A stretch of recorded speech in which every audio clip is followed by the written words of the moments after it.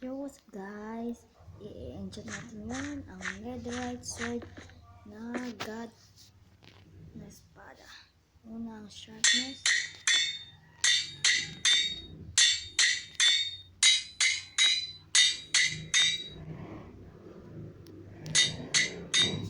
At ito na. Ito na yan.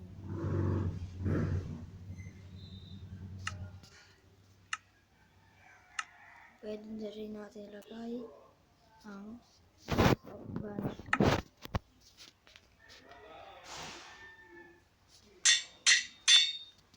At ito na. Nakagawa na tayo ng god sword. Yan, pangalanan natin siya. Nabulol pa ako dun .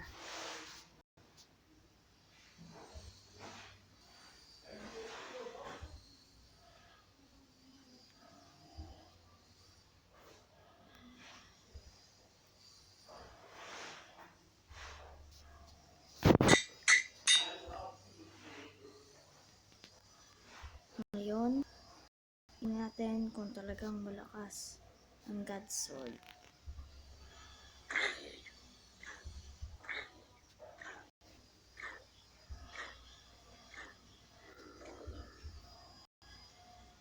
Malakas nga siya.